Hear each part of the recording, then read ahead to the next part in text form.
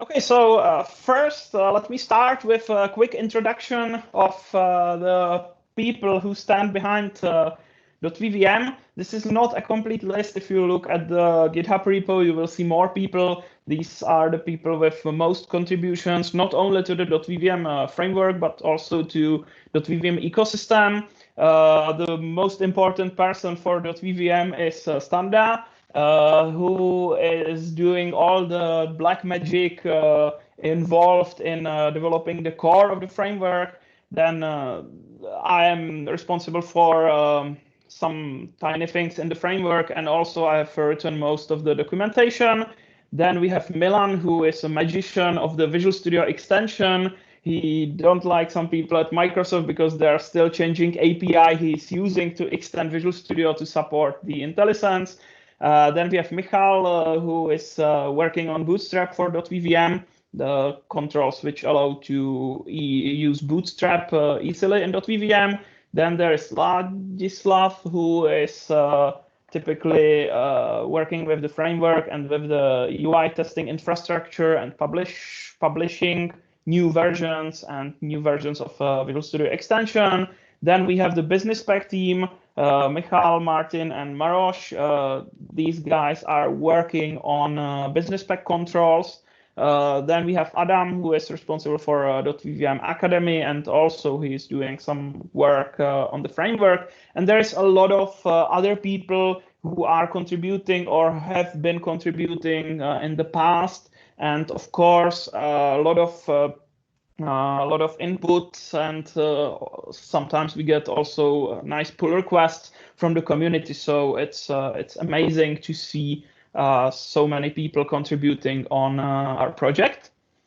Why are we doing this event? We want to talk with you because you are at least interested in .vvm, or you are actively using it on your projects.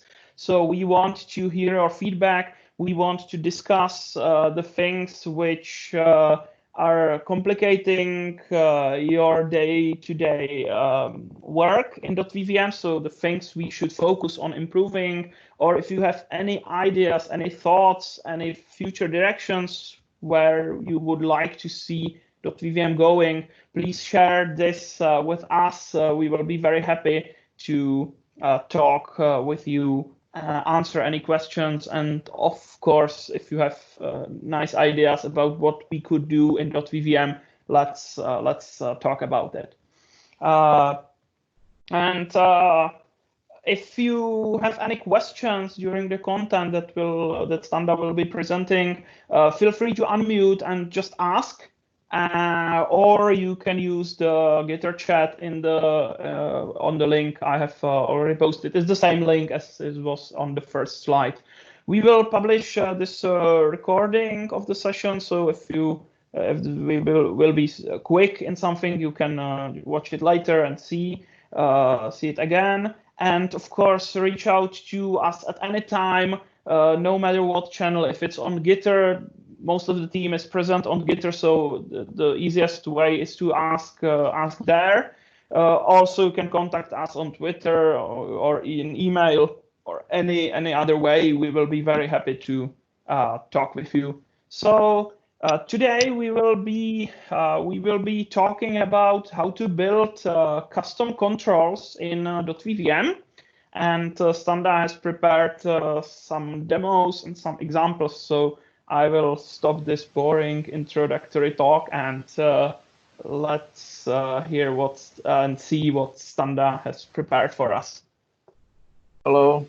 Well, you will see which part was more boring, but let's have a look at how we are developing controls in the DotVVM. I will try to start my screen.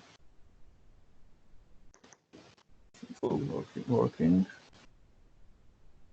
Yeah, I think we can see your screen now. Yeah, you just have to hide it using the hack because it's not possible to hide the Chrome thing. Okay, so I guess you have seen .vvm. Maybe you have used it or just read something about it. But I guess it's not a big surprise to you that we have some .vvm special markup where you can use your controls or our controls that we have developed or any other controls from libraries or so. And in this session, I would like to show you not really a how-to tutorial, how to make your own, but the underlying principles behind the control development. So here you can see a very simple example what the controls are actually doing in .vvm. We have their repeater and just a bunch of HTML text, but the HTML text are also controls which just have a...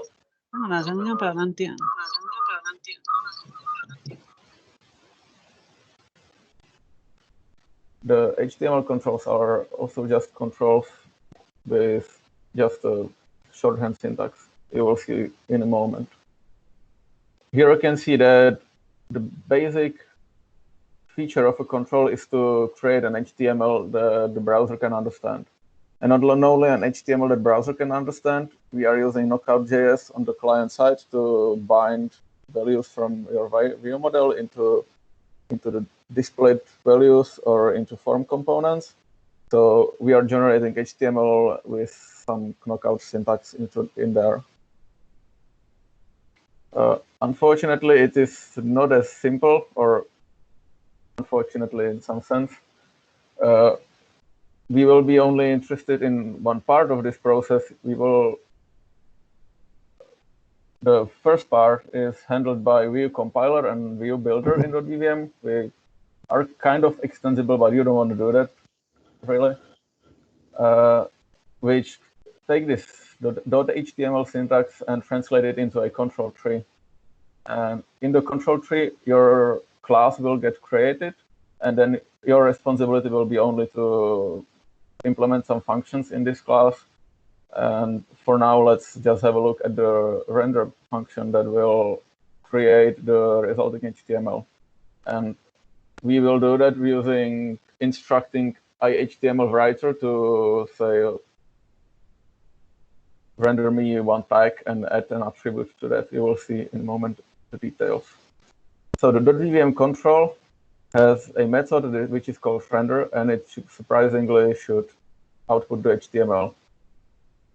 But this is not the render method we will be overriding because it is handling other stuff for us. We will be overriding a method called render contents or a few other. So let's have a look how on a very simple component that will just render some HTML text. For the demo, I will be using our .vvm contrib repository. If you haven't seen that, let me just show you. It's a repository of .vvm controls, and the convenient thing for me now is that I can just take a template or install a template and use it for bootstrapping a simple component. You can use the template outside of the repository, but it will turn out that the component I have prepared is useful, so I will then create a pull request and edit there. So I am in the .vvm contrib repository. Let's add a component that I will call HTML SanitizedHtmlLiteral, and I guess I will explain it later. But in a detail, we have a HTML literal in .vvm, like a default component. And let's say that we want a version that sanitizes the HTML produced so that it cannot contain excesses, attacks, and other stuff we don't want.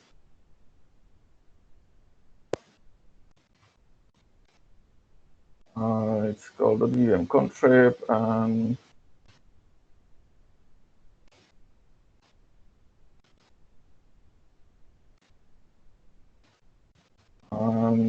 I also have to build it before I'm launching VS Code because it would not be very happy about downloading packages on itself, or I don't know what's going on there. So we have a test. We are not interested in tests right now, but we are interested in developing the actual control, and then we have prepared a project with samples so we can just use it there. Let me hide this thing. We are not really interested in this right now, so let's delete it. But let's override the render contents function I showed you on the slide. And then we can use the writer methods to actually render some HTML. So just for example, we can say begin tag, how is it called? Render begin tag. And like the diff is the universal tag. And then we can end the tag. We can also write some text, which will automatically get escaped. So let me show you and put there some HTML special characters. And we can, of course, add attributes, which is a little bit strange in the writer that we are adding the attributes before we are rendering the begin tag. That has a reason, but let's just take it as a fact. The attributes are basically added to a list, and then when I say render begin tag, they are all flushed. So this is like basically the most simple component we can figure out, and the usage will be equally simple. In the template, it gets a prefix DC, like .vvm contrib.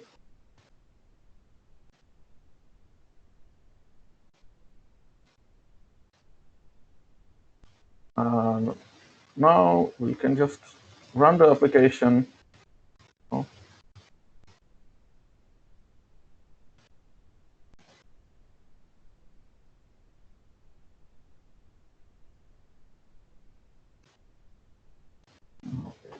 The application running, I guess. Where is it? Oh.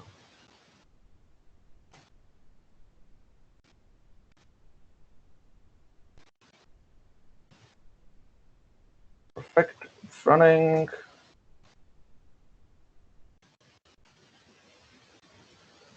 And launching. Now, don't expect any big surprise. You can see the inner text, and when I say view page source, you can see that there is the div with my test class on it, and then there is the escaped content. A function that we will need in a moment is called write unencoded text, which does not encode the content. So when I do, well, the browser will kind of understand that, but when I just write in HTML, restart the application, and refresh, you will see that it didn't get escaped. Not a big surprise. We will need it in a moment.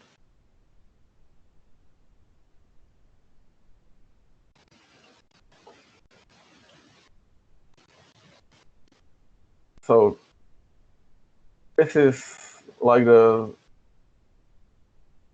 very simple component, but let's say that we would like to somehow parameterize it so that we can choose what it will render. Our goal in this example will be to write a component that will get an HTML in a property, something like HTML is equal to a value binding to some property in a view model, and then sanitize it, like strip out script tags and other content that you don't want your users to put into your website. And using a library, we won't be implementing that here. And then just write it out as an unencoded text. So also, you can see that the render content by default was rendering some children. That because the control is getting its properties, but it's also getting children. So let me show you. I can remove this stuck ending. Just switch to HTML format. And the HTML tag and write something inside. And because I'm not calling the base render content, it just doesn't get rendered at all. Oh, you can check when oh, it's not running. I have stopped it. But well, let's not wait for it. It's just not rendering anything. I could call the base render contents, or I can just disable children in this case, which is done by control markup options. And allow contents, say false, and now it will throw an exception when you try to do this. I will erase it. Yes, and as I showed, the attributes go into the tag name, even though it's called before. But we have more render methods in DotVVM. Not only render contents, but we also have render begin tag and render end tag, which I could move these lines into.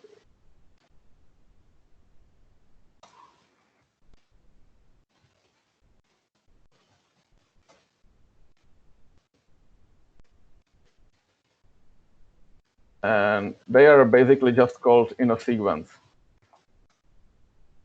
The point is not only that it's longer, because we actually don't really like longer code. The point is that when you are then overriding existing controls, you can override just one of these functions and hook into the proper place, so that when you want to add an attribute, you can just override an attribute to render, call the base one, and then add your own attributes before the element is rendered. But let me just show you this very simple example. I will actually erase the code in a moment, but let's just see that it works in the same render and stuff.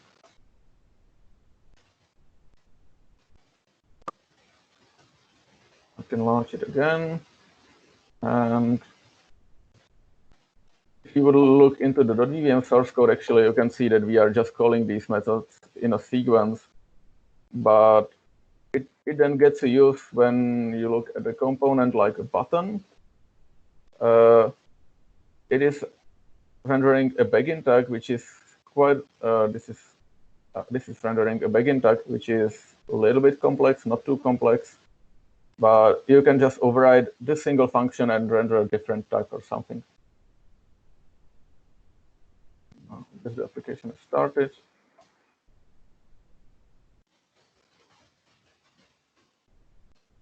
Okay, there is some error and I'm running into production mode. I've typed in the value binding actually. Sorry.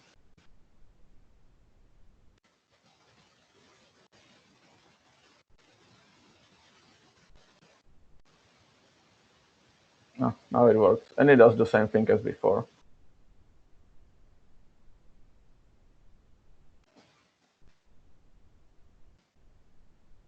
And another thing, as you have seen in the short moment I was showing the code from the DVM, that there are different things also in the render control. The code is not very pretty, but this is handling the include in page property, which you can set to false, and then the control will get excluded. And it also supports client-side binding. So this is a way to hide content in the VM. And the data context property, I guess you have seen that. And this is render control method and not render, because render is handling more stuff for you. Render actually has a try-catch block for all your code, so that when your control shows an exception, we can show an error page that will point to your single control and show, hey, this control is throwing an exception, so you should debug that thing. So you are not only relying on stack traces. Okay, so now to parameterization. If you have tried to look into a control source code or developer ARM control, you have most likely seen this not very pretty code that declares a .vvm property. So let me just explain what's going on. In .vvm, we store properties in a central place, and this is done because the properties does not have to be actually really the string that is declared here. It can also be a value binding or a resource binding, and the property can also be inherited from a parent control, and there is like many things that can happen with .vvm properties. So let's not really care about bindings and property inheritance and stuff like that now. Let's just use this concept for a simple purpose.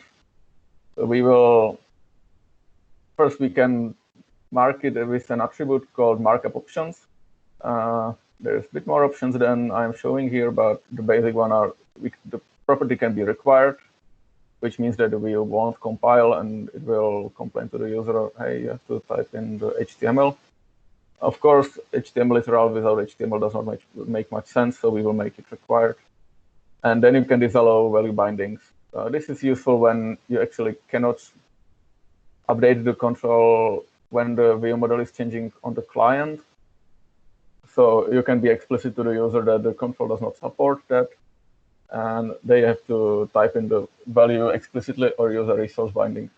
A resource binding is just like value binding, only evaluated on server. So then we have this getter and setter, which is not very pretty, but we have a snippet for that can at least generate the code. And this only gets the property value from .vvm. It actually does not matter too much to .vvm to have this property, but it's done for convenience or for using the code from C#. And then we have the property descriptor for .vvm. This is very important because this is actually registering, hey, this component is taken from required resource. This component required resource has property called name. And it is called name because we have this expression here with the name property, and it has type string as it's declared here. So let's declare an HTML property in our literal. We have a snippet called .prop, and it will be string, of course, and called HTML, and we are declaring it in HTML SanitizedHtmlLiteral. Would you mind to repeat it? Yeah. I have to import something. And as I said, we will make it required.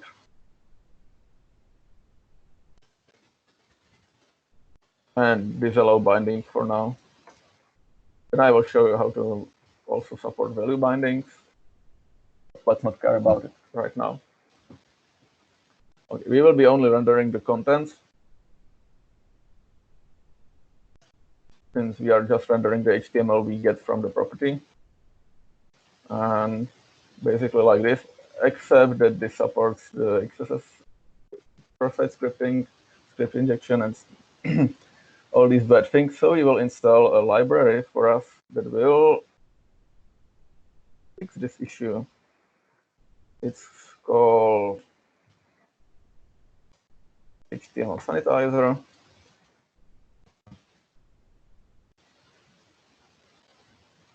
Error. The issue is that HTML sanitizer does not support .NET or .NET framework, and it's in the template. So I will just erase old .NET framework and only rely on the new .NET Core. Old .NET does not run anyway on my computer, so whatever. And yeah, we should also update .vvm to the latest version.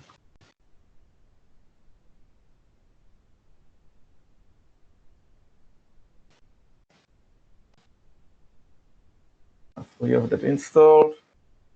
I will just rebuild so that OmniSharp is not crazy on me.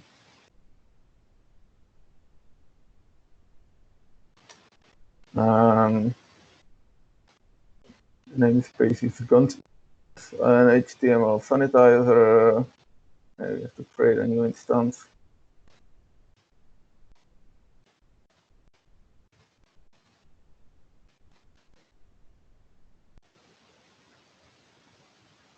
No, oh, that's getting stupid. We will sanitize the HTML we get.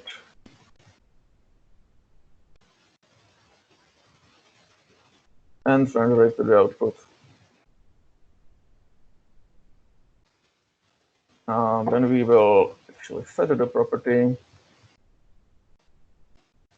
and add HTML to view model. I will just set it to a constant.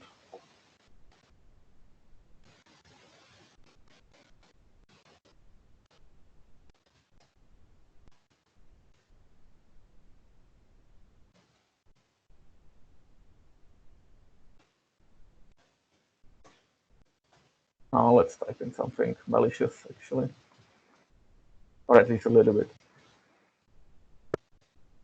And then something innocent.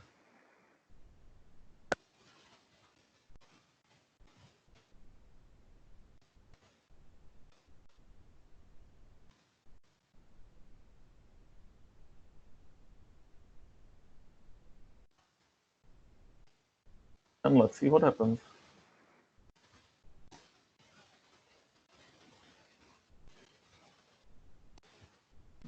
Colons.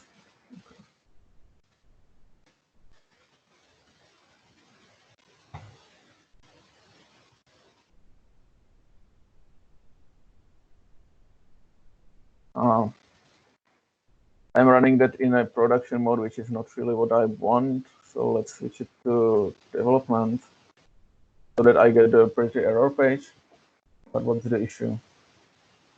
Oh, the VM version conflict.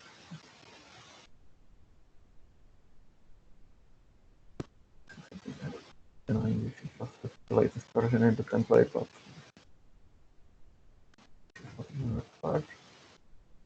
let's hope it runs this time.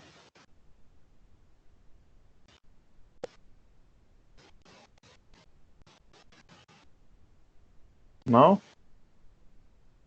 Oh. Unable to get property HTML. I have some typos in there.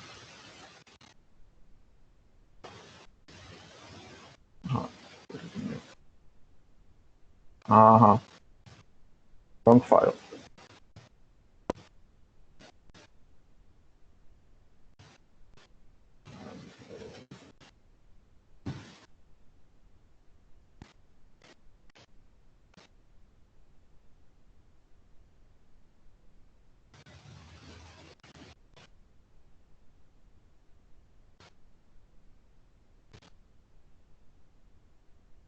Okay. Something is going on, but it's not outputting the span, which was innocent. So maybe I had some typo in there. Doesn't seem like it. The script tag is ended incorrectly. There's end alert, not end script. Thanks. Yeah, that was the issue, certainly. I don't have to rerun it when I do .NET Watch, but always.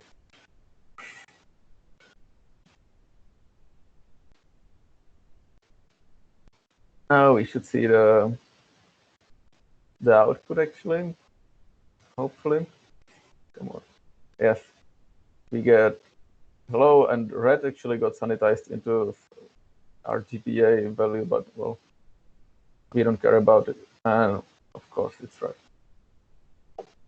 And then no alerts popping up. So we have a DotVVM property. That's pretty cool. But the issue for now is that when we would like to update the HTML, let's put a new line there and edit text box for with text bound to HTML. I will make it multi-line.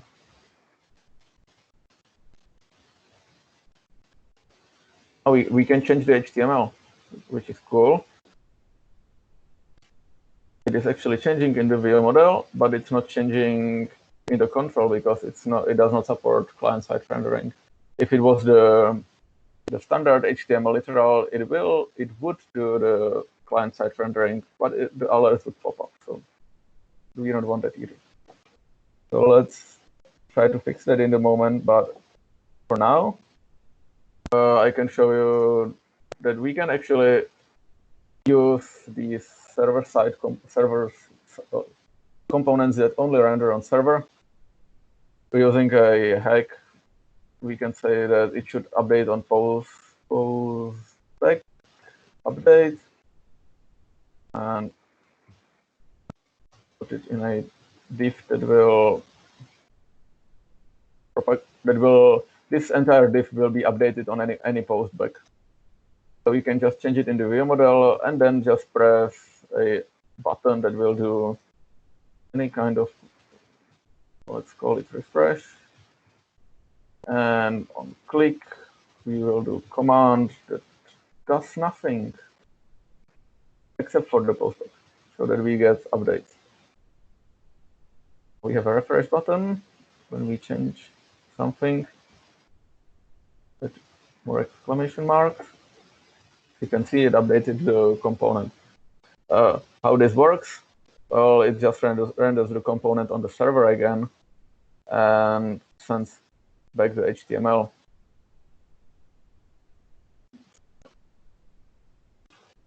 Here is the request, and in the response, you can see that there is updated control with this auto-generated ID, and there is the new HTML. And the component has actually the same ID. The div has got .vvm ID, which is the same thing as you have seen in the post. But this is sometimes useful when you don't want to bother with the client-side rendering, and it's okay to update it using a click, and it doesn't matter that it takes a little bit more time. But I'm not getting satisfied with it, so let's continue and see how we can handle value bindings. Value bindings, we can evaluate it on the server and then put the values into HTML, or we can translate it into a JavaScript expression that we can then use in a knockout binding handler. If you haven't seen knockout, well, I'm not going to explain the details of knockout, but they have pretty decent documentation on everything, and you can find another talks about it, I guess. So we will have to take the value binding out of the property after we allow it, actually, and then translate it into a JavaScript expression and pass it into a knockout handler. Well, we don't have any knockout handler that actually does HTML sanitization, so we will have to create our own. So let's have a look. We actually have a script prepared here with a knockout handler. It's registered like this. We don't need any initialization because our handler will be pretty simple. But we need a library for HTML sanitization for now. I will just find something on the internet, download it.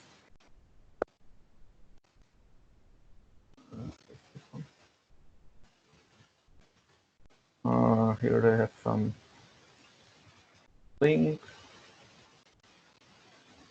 or we can just use it from the CDN, doesn't really matter. We have to register a resource that will represent that we don't need any CSS. Delete that. That comes from the config template. Resources and register an HTML sanitizer. It's a script, and we just have a URL to that.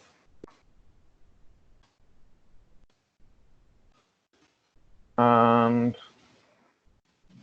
this is the HTML SanitizedLiteral, that is this script file, and it requires the sanitizer, so I will edit in dependencies. And remove the CSS dependency. I see, thanks. I actually don't require DotVVM even. but that doesn't really matter. DotVVM will get loaded anyway.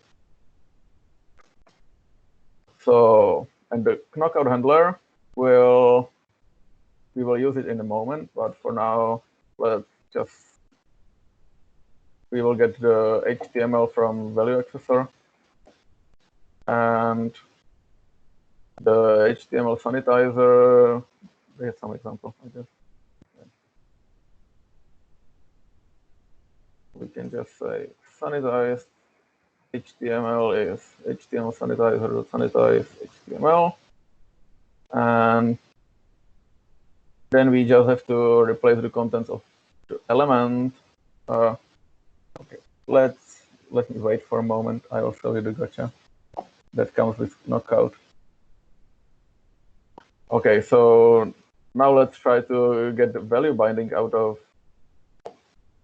the HTML property. I actually have value binding too, so that was a typo. I need to disallow it, but well, let's leave it as it is. So we can evaluate the HTML and render the text too. That does not have to be changed, but we will take the binding, value binding actually, from HTML property. And we should also support the case when there is a no binding or when there is a resource binding. So let's make it conditional. So only when it is actually set, then do something. And because we don't want to render a wrapper tag, we can use a knockout.js feature that you have seen just in the beginning. It's called knockout virtual elements. It has some gotchas, but let's use it for now. That you can just use an HTML comment with some special syntax. Knockout will find it and use it as a element, which is not an element. We have a help.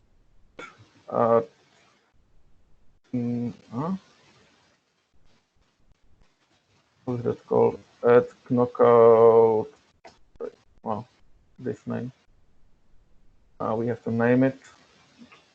And we want to reference our handler. And then we have to specify the expression. And the expression is, of course, very easy to get from the value binding. We just call get knockout binding expression.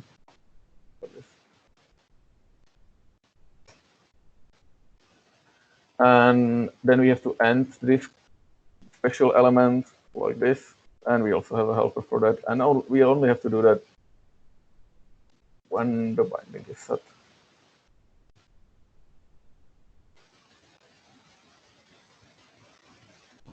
Something end. Oh, here it is. So, well, this is everything in the control. Now we just have to implement the JavaScript. First, we will have to actually enable. I don't get any auto completion because it's not that. I don't remember the name, so I will have to type it in here. You can just use knockout from the console to play with it. There is allowed bindings. So we actually have to, we just have to say that our binding handler supports these special elements because they are handled specially. They are not elements. So may cause some problems, and knockout would refuse to use our binding handler with it unless we specify that it's okay. And then we will have to clear the contents and set it to a new HTML. And there is a helper for that, I know that. Set DOM node children, it's called. Yes. It's a function that will take the virtual element, which is a command, and set DOM nodes. It does not expect string HTML, so we will first have to parse it, and there is. I don't get out the completion. Sorry for that. It's called parse HTML fragment.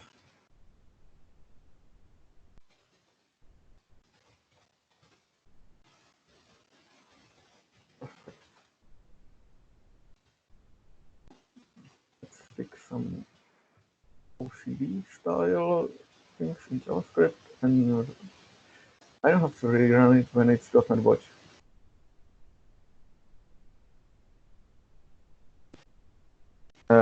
So now we will see if I forgot about something.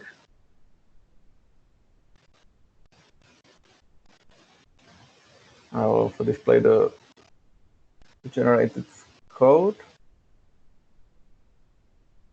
As you can see, we got the special knockout virtual element syntax with our binding handler bound to a property HTML in the view model as we have specified in the binding in sample.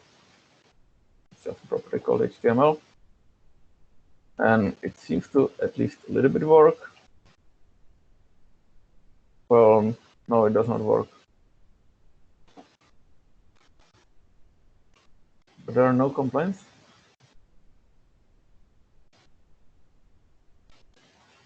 I think the control doesn't include the resource in the page. Ah, that's a good point. Of course, thanks.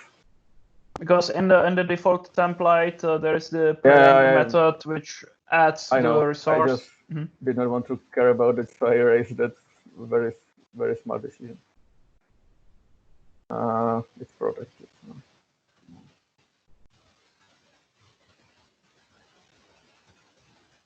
No, I think it's public and it's task, not void. Definitely not task. Then we have not only render methods. No, public, override, void. And now what's the complaint? Protected internal. No. Well, I will fix it in a moment, most likely. But we just want to say that this component requires the resource we have registered in here so that the DotVVM loads it for us. Add required resource. I just reference it by the name. And we actually only require the resource when the binding is set, so we can check that so that we don't load unnecessary JavaScript.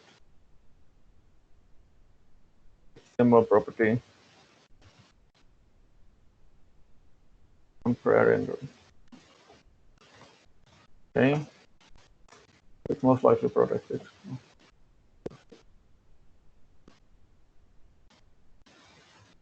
Now it's running. Thanks, Tom. Hopefully it runs now.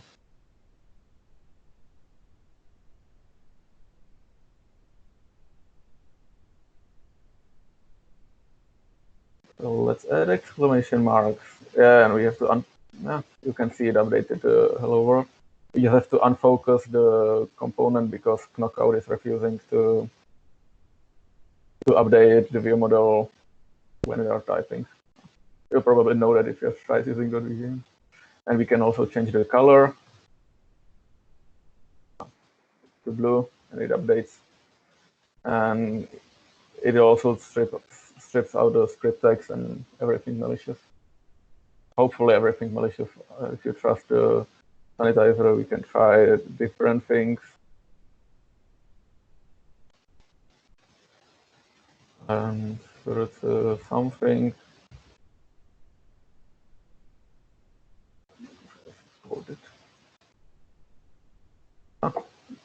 Did not the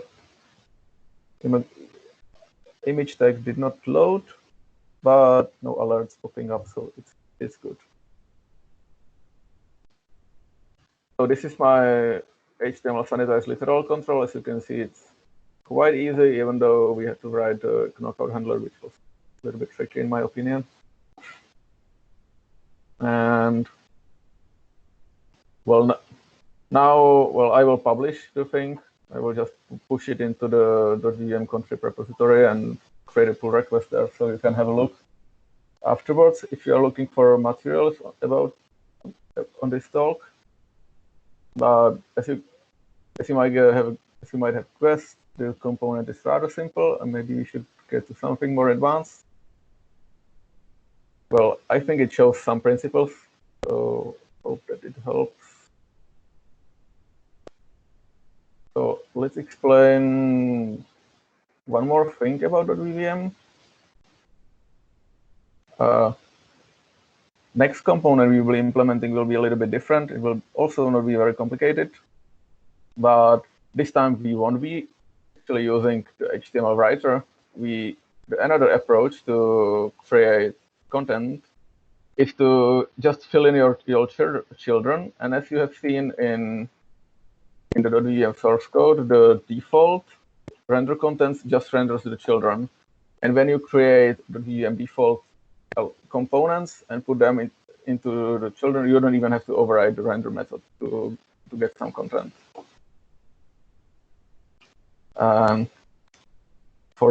We will be implementing a simple component that will be basically a menu.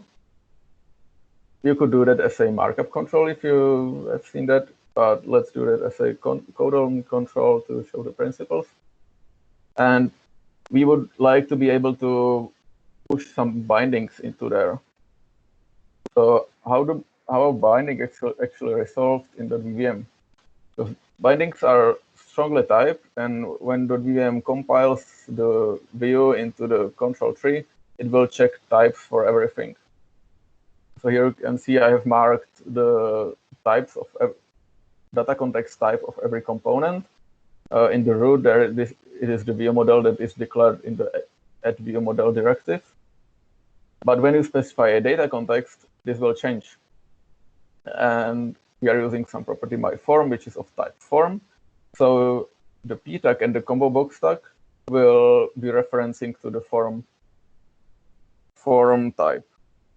And you will be able to use the view model with _parent. So the view model is also part of the data context type, but it's a kind of a subtle difference. And then the tricky part actually comes because the combo box is binding property regions. And then we are using item text binding and item value bindings, which are relative to the regions. So to a single region, to be precise. And then there are different bindings like selected value and selection change that are not relative to region, they are relative to form. So how does the DVM know which type is the one? Well, the item value binding property, which has the change type, is actually annotated by special attributes that tell the DVM to change the data context type that is expected. We call them data context change attribute, which makes it hopefully readable, but it's a bit long. And you can apply more of them, and they will be applied in a chain. And the first one here takes the type of data source property, which is bound to regions, and it's a collection. And another one will look at the elements type of that collection and use it as its data context, which is the single region. So we will also want to do this in our menu component because we will have a data source that has a list of items. And then we will be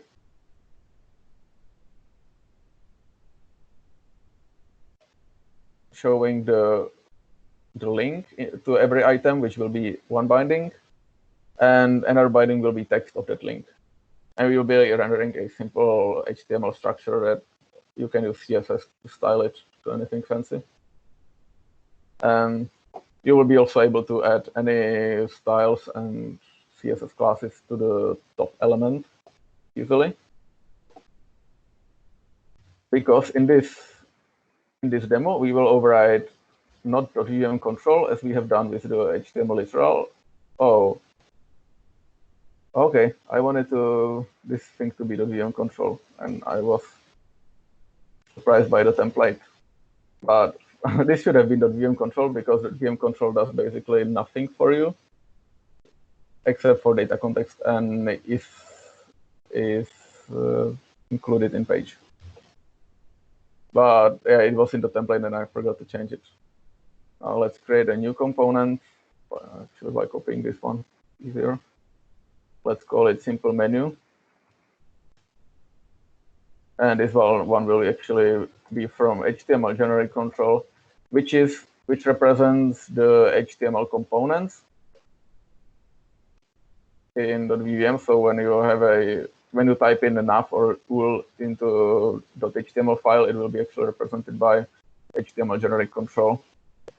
Call it simple menu. We also don't allow content, but we will create our own.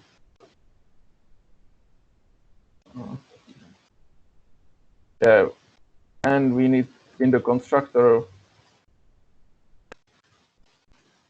we have to say from which element should be the wrapper tag, and in this case it will be the nav, or we could use div or anything, that doesn't really matter. And we won't need any resources. And as I said, we won't be even overriding the render contents. We just want to create this structure. So let's start with the simple stuff. Protect it, now I know. And we will hook protected override. Load.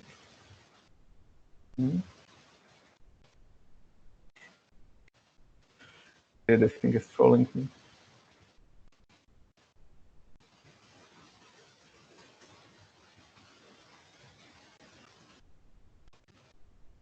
And we can just add stuff into children. It has an add method. We can create the ult tag, and you just call a constructor of the HTML generic control. Cool. And that's all. You can also add to children of the generic control, or you can set attributes, this, or anything. I will change the sample. I should create a new one, but I'm getting crazy.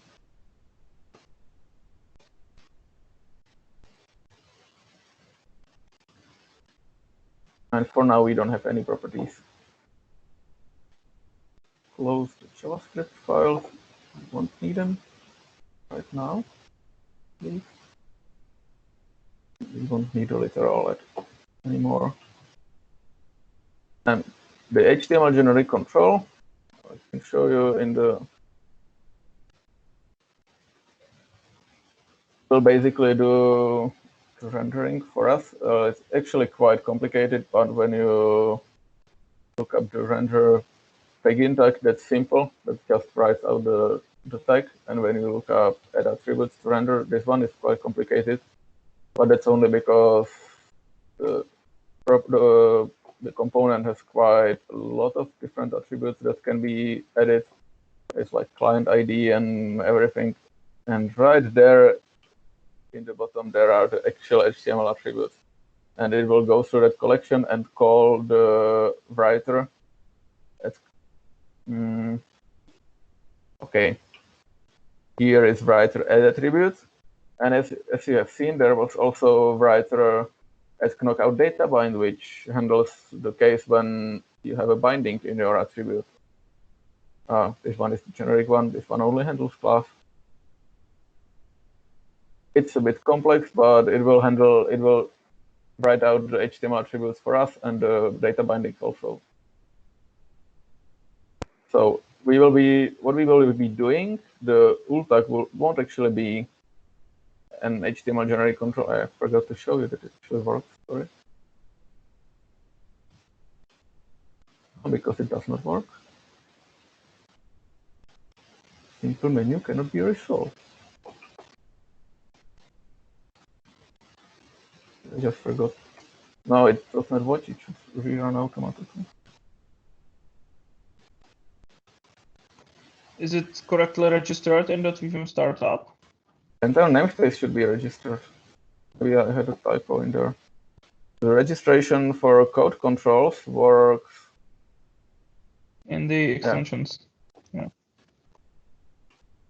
It's registering an assembly of the HTML sanitized literal and the namespace of HTML sanitized literal, which is the same. But maybe .NET Watch just wasn't catching on adding another file, maybe.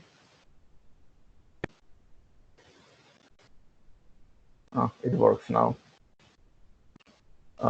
Empty ul tag isn't really visible. This is our ul tag inside of a nav tag. You might be asking what's the difference between inheriting HTML generic control and creating one. And the difference is that when you inherit from it, users can add any attributes to your components. So I can say that there should be some style, color red. That's my CSS knowledge. And it will propagate on the nav. And it will be quite hard to add anything to the inside ul control. Not impossible, but certainly not that easy. Now, you can just traverse the children of your component and do anything, but it's not that easy as just typing it in the markup. But we will be using a repeater, which is a control that will repeat the content a few times. And then we will be building the LE tag and A tag using HTML generic control. And we will have 3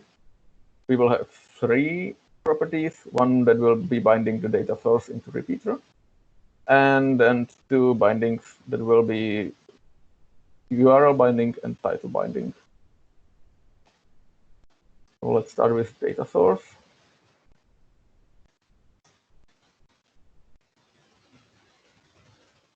I want the .vm property.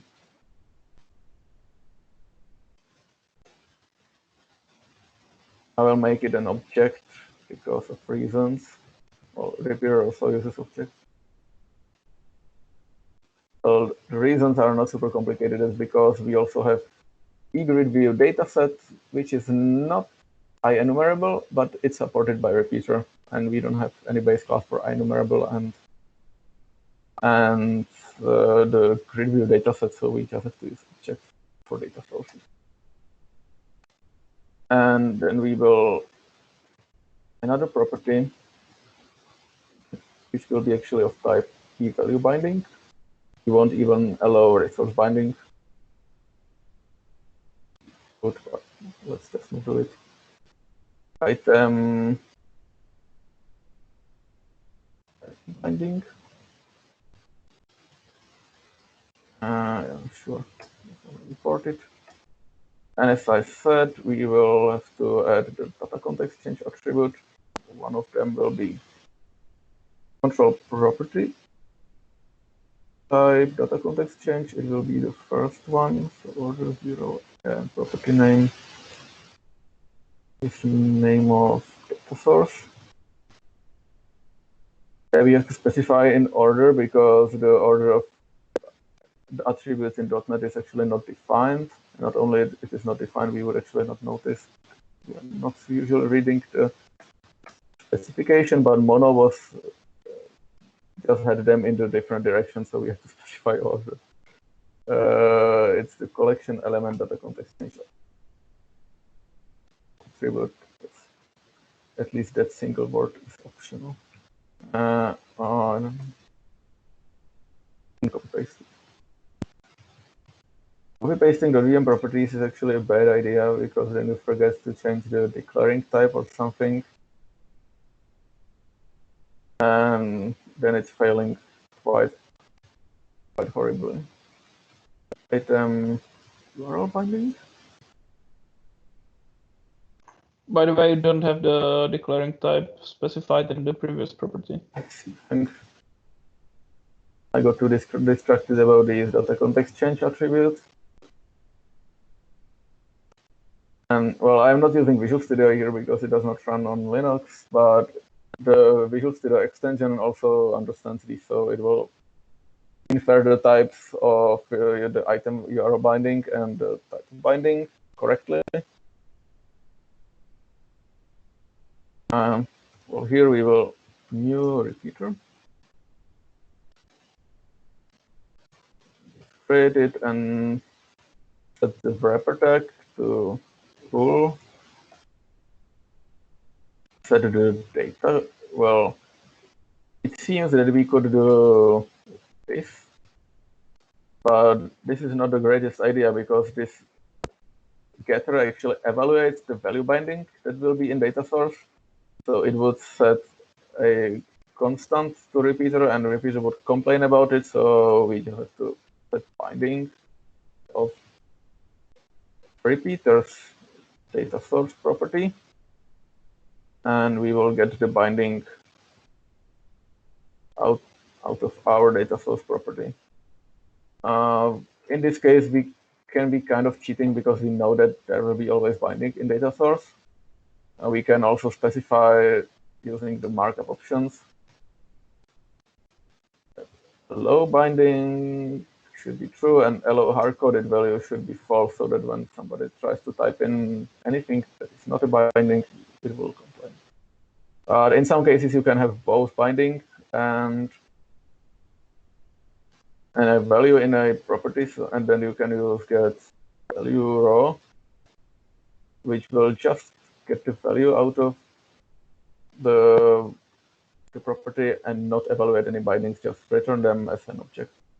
And then you also have to use set value raw. Or let's just use it as an example.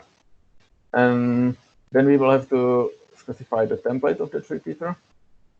For the item template, we can just create or delegate template. They will just call a lambda function to create the contents. And the contents will be, as I showed, will be the LE tag created from HTML generic control.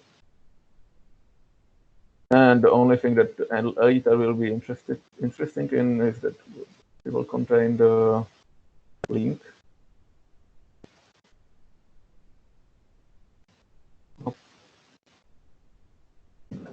Create the link.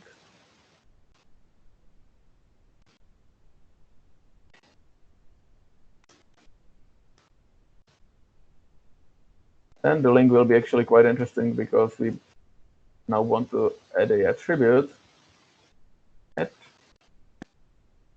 href, and it will be the item URL binding.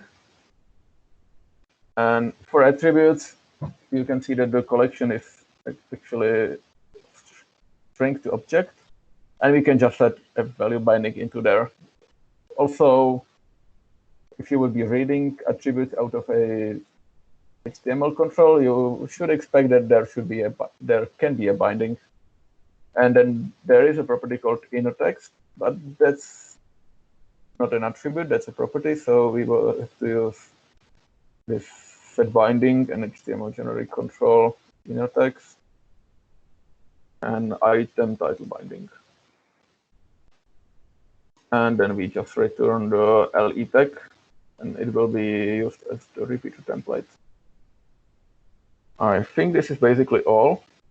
So you have seen with the data context, the repeater will change the data context for the item template. So it's this binding and this binding, well, this binding and this binding will get evaluated inside the item template context.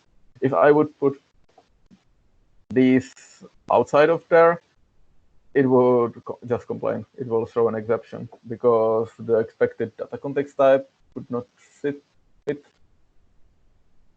So now, well, I can again make all these properties required because it does not make sense to use the control without them. For clarity, I will just make the data source required. I can leave it there. Say that. Now we should probably add some items to the view model. We'll just define a class called menu item. It will just contain link and a title.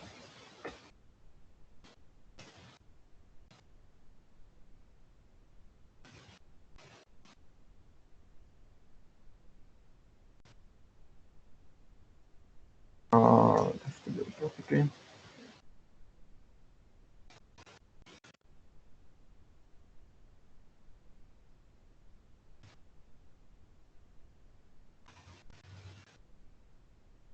Let's use VM concept URL, for example, and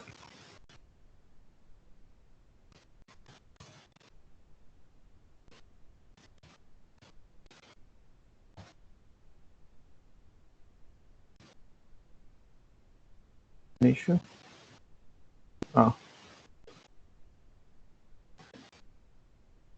So now we can bind it to items, and then we can add we have to add the item, well, now tell you title binding, which is now relative to the single item, so you can just use title, and item link, what is it? It was URL. And here I called it link. Yeah. Item URL binding. Sorry. And thanks.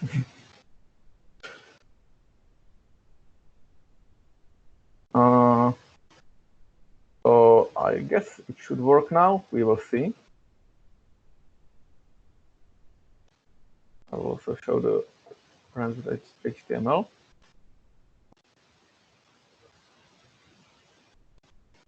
Whoa. You've got an error. Items is not defined. Oh no. Yeah, now it's okay. Well, this is an DotVVM and Firefox issue. Let's not care about it right now. I see that the color is only has effect on the bullet and not on the link. It apparently works. We can have a look at what was generated, and you can see that there is navtag and the UL generated from a repeater. So it contains for each binding that Knockout understands, and then there is the LE tag, which is not interesting at all, and the title tag, the link tag with title and link in href. And this binding can, of course, be anything you want. For example, if we can, I don't know, allow the title to be null.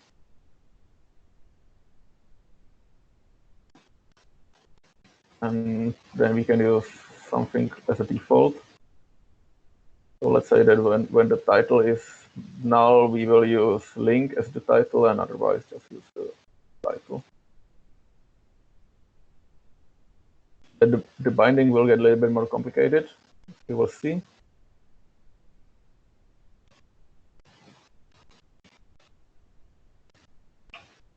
There is the condition that it takes the title. The title is an knockout observable, so it has to be unwrapped, and then the body of the condition. Yes. And you can see that it apparently works. So any questions about this? Like, I would call it a composite control because you are making control out of different controls. And if you have seen markup controls, this is actually quite similar, but it's more powerful because you can do anything in the onload. And you can also combine both approaches. You create some of the components yourself and some of them in a markup control. I guess that's what you want to show, Tom, is it? Yeah. So can I switch the screen? Yeah, I think so.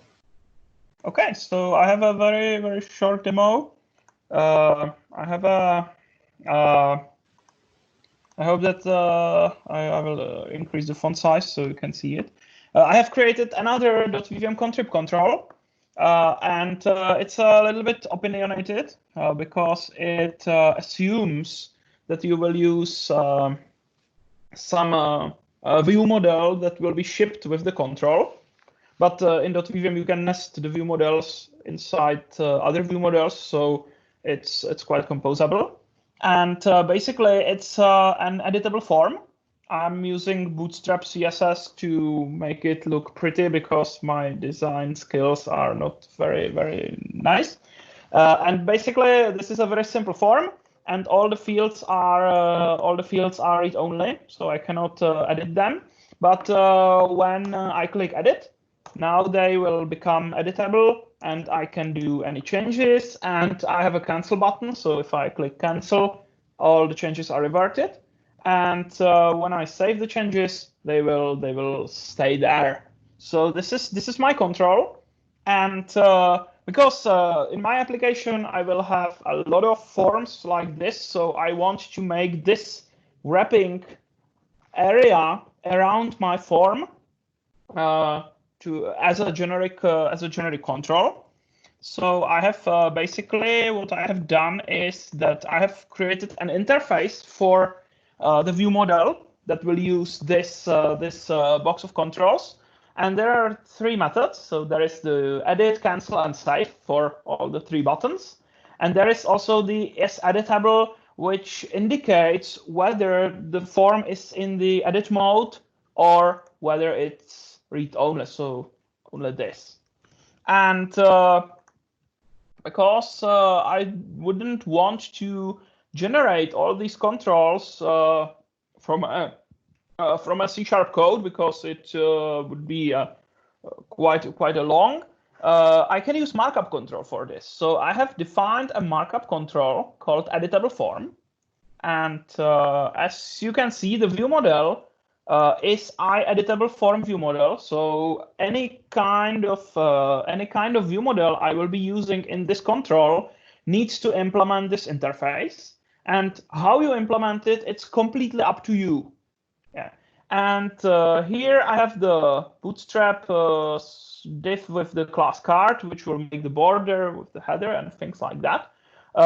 Since this is the form control, I also switch the validation target. So I think that it's quite safe to assume that if you make only one part of the screen editable, then you only want to validate that part of the screen. So I will validate only the contents of the form.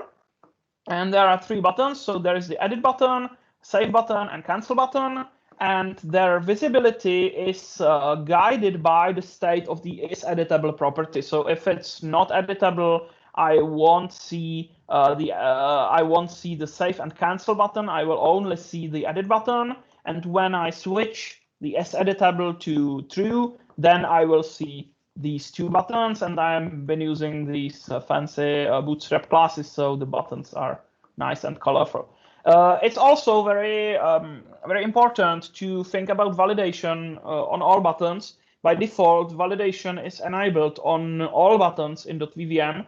So whenever there is a button that shouldn't validate, make sure you turn it off. I don't recommend to do the opposite approach, that you will disable validation everywhere and turn it on only on places where you actually need it, because I think it's very dangerous. You can forgot about turning it on some place. So the safer way, I think, is if you have it enabled globally, which is the default behavior, and you only switch it off on a button that doesn't save any data, because this is only switching the form to the edit mode, so there's nothing to validate. Yeah, so I have removed, switched the validation off for the edit and for the cancel button. And then I have the div with the class card body, which is basically the wrapper around this form.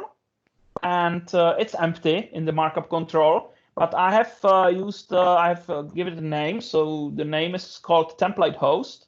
And there is a property form controls.enabled, which is a feature of .vvm, maybe not known to all the users, but it allows to globally enable or disable any controls, any form controls that are inside this element. So any text box, any button, any form control that will be placed inside this div, it will be enabled or disabled globally by switching this property.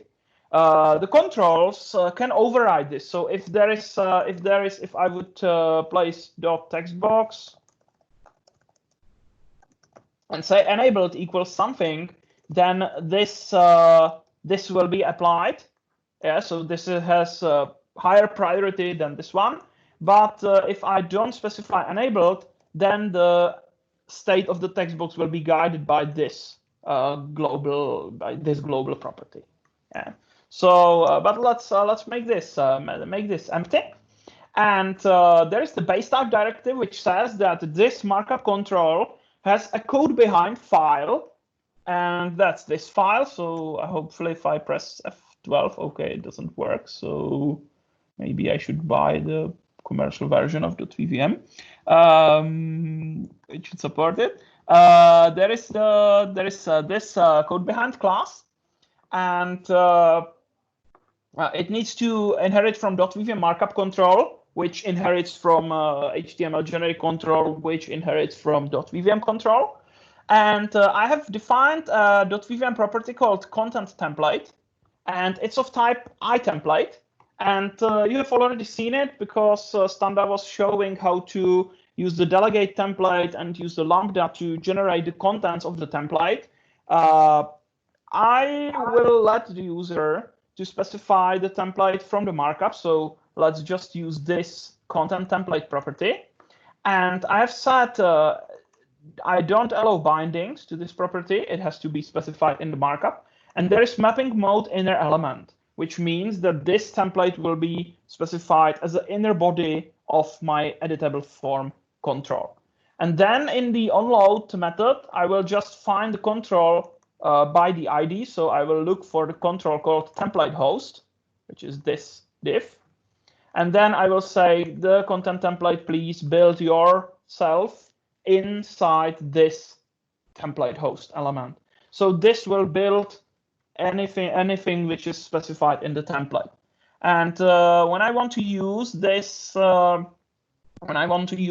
control, I will just use DC EditableForm, and everything that's inside is my content template.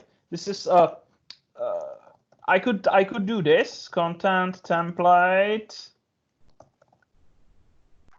I don't know why I don't have IntelliSense for this, but I can do this.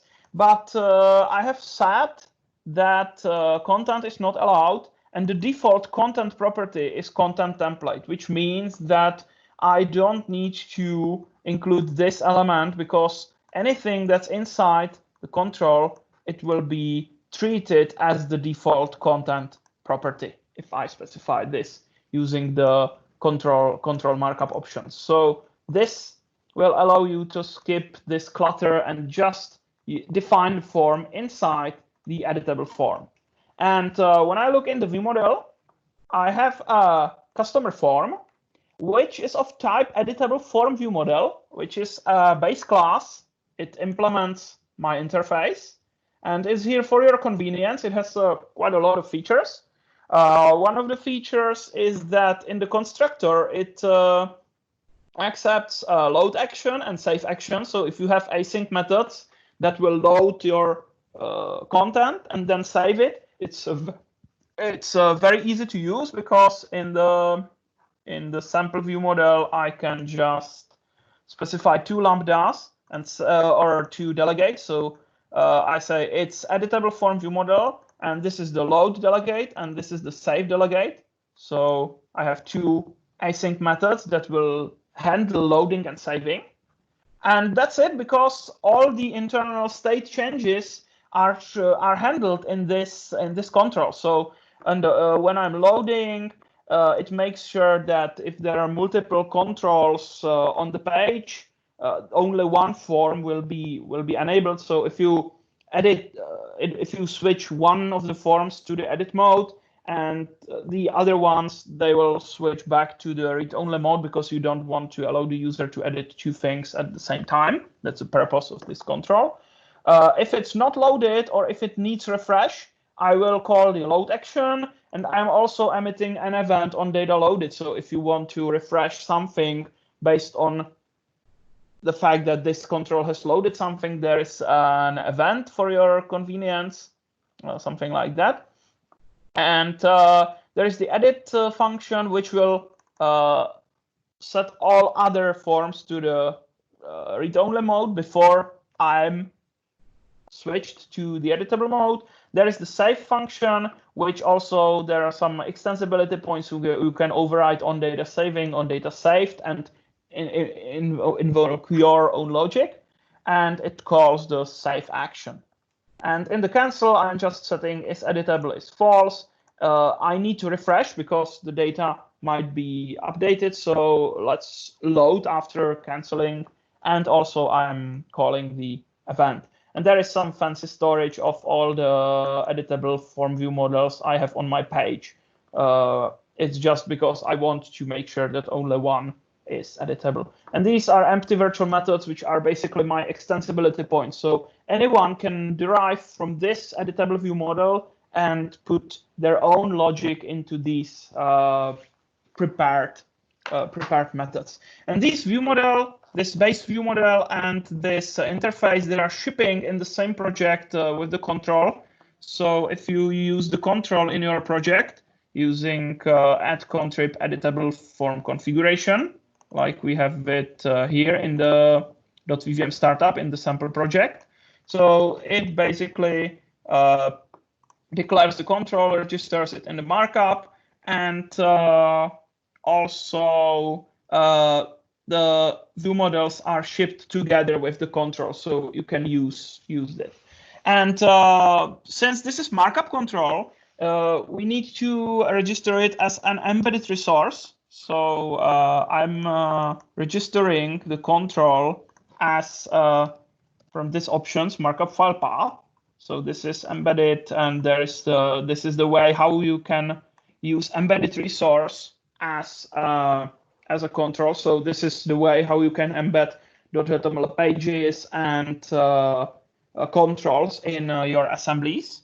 And I've placed this in two options, so anyone could use their own template instead of this one that the control is shipping with. So if you want to override the template, it is possible, and you can basically specify your own in your sample in your real application, and just use the same view model and the same code behind. So you can just make your own. And you can even derive from this editable form control and extend this control. So there's a lot of extensibility going on here. I have a second sample, which is using a custom template. So I have placed this text in the header and moved the buttons to the footer. And if you look in the sample 2, I have just inherited the control, the editable form, and I have created editable form with custom template.